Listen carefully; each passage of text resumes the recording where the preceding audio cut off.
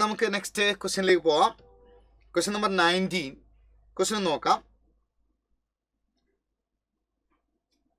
Gravitation എന്ന് പറയുന്ന lesson എന്നുള്ള ക്വസ്റ്റ്യൻ ആണ് അല്ലേ. നമ്മൾ energy of satellite in N orbit പഠിച്ചിട്ടുണ്ട്.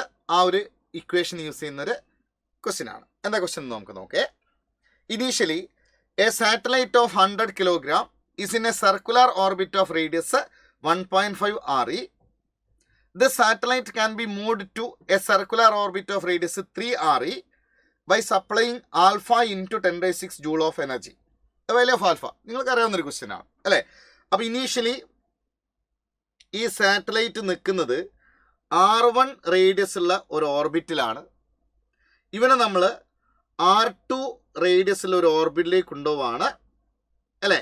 എത്ര എനർജി സപ്ലൈ ചെയ്യണം അതല്ലേ നമ്മളെ ക്വസ്റ്റ്യൻ അല്ലേ. ഈ സാറ്റലൈറ്റിനെ R2 റേഡിയസ് ഉള്ള ഓർബിറ്റിലേക്ക് കൊണ്ടുപോകാൻ എത്ര എനർജി സപ്ലൈ ചെയ്യണം അല്ലേ. ആ എനർജി സപ്ലൈ നമ്മൾ പഠിച്ച ഇക്വേഷൻ എന്താ, final energy minus initial energy അല്ലേ അല്ലേ. അപ്പോൾ എനർജി ഓഫ് സാറ്റലൈറ്റ് നമ്മൾ പഠിച്ചിട്ടുണ്ടാവുക മക്കളെ. Energy of satellite minus GMM divided by 2R എന്നാണ് നമ്മൾ ഇക്വേഷൻ പഠിച്ചിട്ടുണ്ടാവുക അല്ലേ.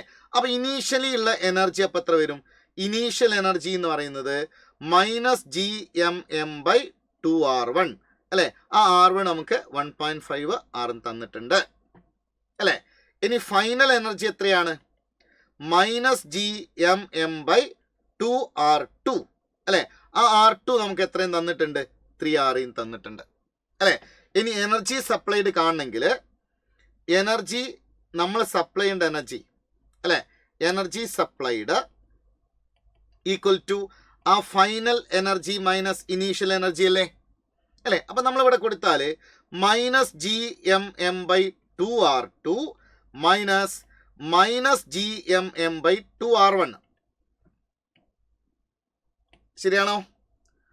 അവിടെ നമുക്ക് ആ GMM ബൈ 2 കോമൺ ആയിട്ട് എടുത്താൽ GMM ബൈ 2 കോമൺ ആയിട്ട് എടുത്താൽ ഇൻറ്റു 1/R1 മൈനസ് 1/R2 എന്നാണ് ആ എനർജി സപ്ലൈഡ് ഡെൽറ്റ ഇ എഴുതട്ടെ കിട്ടുന്നത് ശരിയല്ലേ.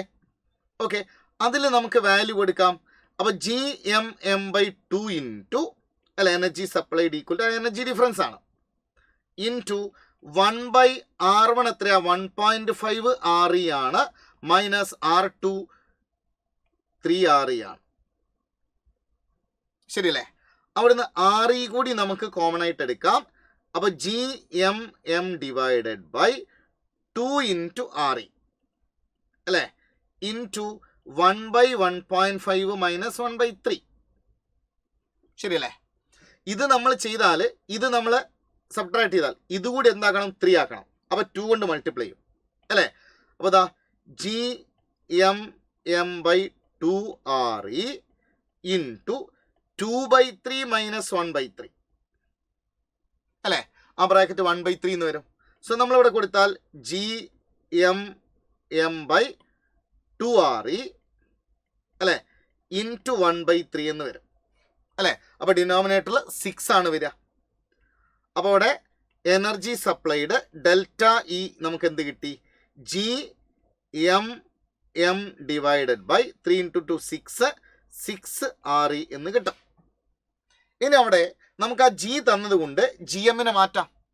ആ GM എന്ന് പറയുന്നത് ശരിക്കും എന്താ GR² അല്ലേ അല്ലേ. അപ്പോൾ GM-നെ നമുക്ക് GR² എന്ന് കൊടുത്താൽ ആൻസർ ആ energy supplied delta is equal to GRE² into M divided by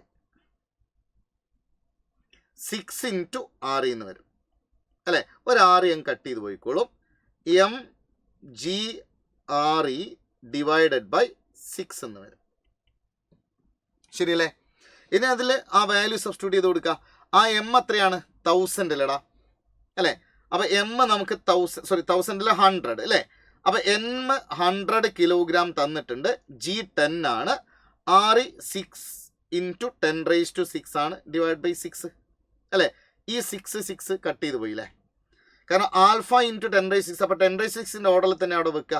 അപ്പോൾ 1000 ഇൻറ്റു 10�6 എന്നല്ലേ നമുക്ക് കിട്ടിയത് അല്ലേ. അവർ ക്വസ്റ്റ്യനിൽ തന്നിരിക്കുന്നത് എന്താ, ആ എനർജി സപ്ലൈഡ് ആൽഫ ഇൻറ്റു 10⁻6 എന്നല്ലേ? അല്ലേ, നമുക്ക് 1000 × 6 എന്നല്ലേ കിട്ടിയത്. അപ്പോൾ ആൽഫേൻ്റെ വാല്യൂ നമുക്ക് എത്ര കിട്ടിയിരിക്കുന്നത്? 1000 അല്ലേ ആൽഫേൻ്റെ വാല്യൂ കിട്ടിയിരിക്കുന്നത്. അപ്പോൾ ഓപ്ഷൻ 4 ആണ് ആൻസർ വരിക. ഓക്കെ.